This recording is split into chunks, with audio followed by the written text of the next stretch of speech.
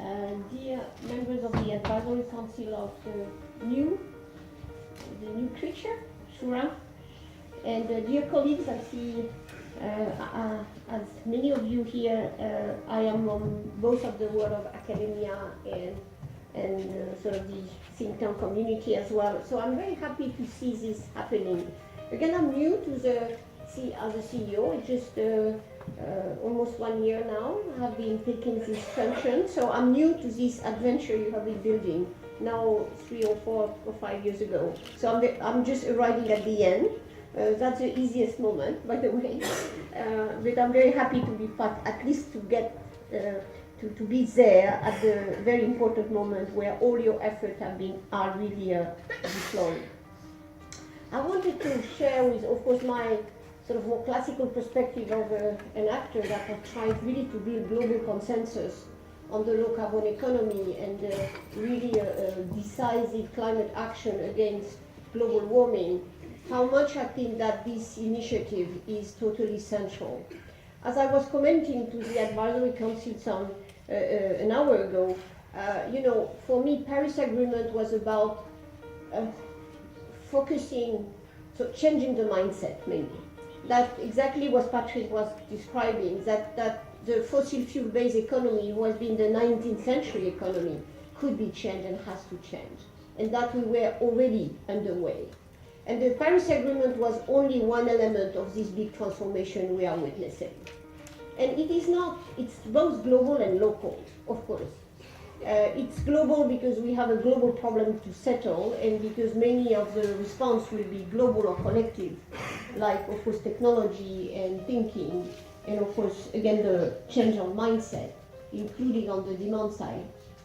But at the same time, will not happen outside of nation states, local communities, private sector, NGO. It is not a government-only action. It is not even an international government exercise. It is an exercise that is to change the economy inside the different countries. And for that, you have to win the minds and to win the convictions and to demonstrate that this is not only feasible, but it's really worth doing it. It's not anyway, and again, I've said that many times on the US decision to withdraw from the Paris Agreement. Why look back? Why try to go back to the 19th century economy when you are already well advanced in the 21st? So this doesn't make sense. But we have to demonstrate that we can accelerate action. So Paris has set the course that low carbon economy is the future, and I saw all countries supporting that, and not only countries as well, businesses, again, NGO, academia, local authorities. But the issue which I would like to share with you today is that we have to accelerate action. In Paris, we set a framework and we started a machinery, which is everyone feels that he has to do something about that and to develop climate action, both on the technology side, on the scientific side, on the policy side. But at the same time, action is delayed for many reasons. Incumbents, inertia, past dependency is something very important, or no, in human behavior. You have to change the policy instruments. You have to change the market structure, the incentives. You have to look at competitiveness issues. You have to look at geopolitics. And all this make a very complex set of variables you have to move and to change. So that's why we need a lot of thinking. Because again, if I compare what the countries were ready to commit in 2015, just before the finalization of the Paris Agreement, well, every country has been relatively conservative. Even my country, even European countries. And I can tell the truth, most of the countries, because they were concerned about what is the future and what was this Paris Agreement about, were conservative in their offer. So now we have 2 years in front of us where we can revisit this assessment of the situation. And as Patrick said, in 2015 already we knew that the cost of the renewable energy was falling down, but it has continued going down. And we now have more and more the technology to integrate more and more of this new type of energy into the power systems. And we are beginning now even to see that we could decarbonize not only the power, which is of course a central piece of the study of this first study of SHURA, but even the industry and the transport, and very soon the agriculture as well. So it's a fantastic challenge to change the base of the economy and the way we think. But we have to accelerate. We have by 2020 be able to come back to countries and say, you were pessimistic in 2050. It was okay, you signed a big agreement, but you were pessimistic on your vision. And I see many signs in many countries. I was in India 1 month ago, where I heard and I discussed with Prime Minister Modi, and he said India would do better than what India has committed by December 2015. And very frankly, my friends and colleagues, I hope that Turkey will do the same. Revisiting the assessment that Turkey has done in 2015 with a new information, with a new fact base, with a new thinking. There is no sense for Turkey to be looking back at the 19th century. You have been a big empire, like many other empires, but you are looking to the future with a new multipolar world, with a big role to play, and with a modern role to play, not the past one.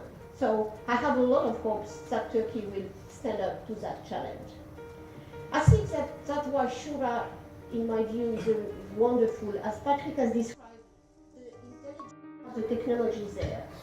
The markets and investors are reacting already positively. So it's a matter of just pushing the ball a little faster, a little stronger.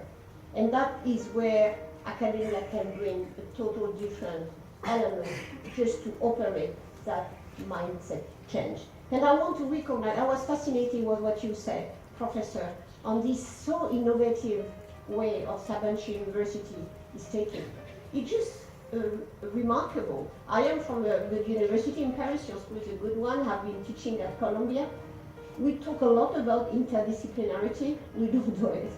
So just really kudos to what you are doing. And I hope this example and SHURA will bring this fantastic intelligence of how knowledge should be developed now, should be deployed and for other countries as well. So I hope a lot that, of course, this enormous potential that the study has demonstrated that on renewable energy will be communicated more broadly, of course, to the public. I hope this long-term vision, I understand the intention of developing a long-term vision of the Turkish economy that could be low carbon and of course profitable for everyone in Turkey. And that is very important that we share this long-term vision, the imagination of the future, all together with many countries. And on that part, and I don't want to be too long, but not only I'm hoping that this local discussion, this national debate about what the energy should look like, what the economy should look like, should be in a way communicated to other countries where Turkey has a huge influence. We were talking just before the start of this launch with the director of the Istanbul Policy Center that Turkey has a global role to play. He's playing it anyway.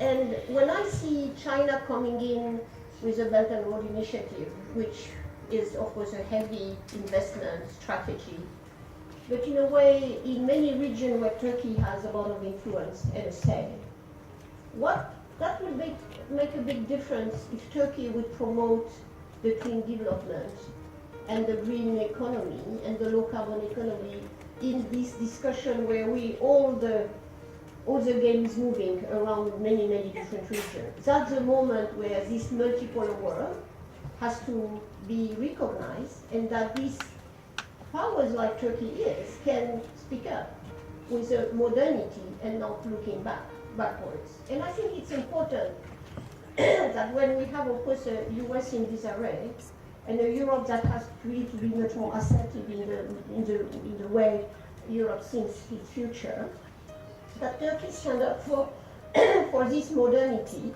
which is both a technological but a societal modernity as well. And I think that Turkey can do a lot in the region, and that could be a good check and balance to whatever happens on the Chinese side, on the European side, and on many other actors. So not only I think SHURA can build bridges, between European discussion and really being part of this network of intelligence. But I think as well we could present the fact that for Turkey, in a way, influence and visibility at world level and at regional level, green economy could be exactly the right choice. So I'm very proud to be part of this, to just arrive just to say, bravo, congratulations. Have not done anything for that, so I'm just happy. But you can be sure that I will support this exercise and really help you make your voice listen, both again at local level, but you know better than myself how to do it, and at international level as well. So thank you very much for your hard work.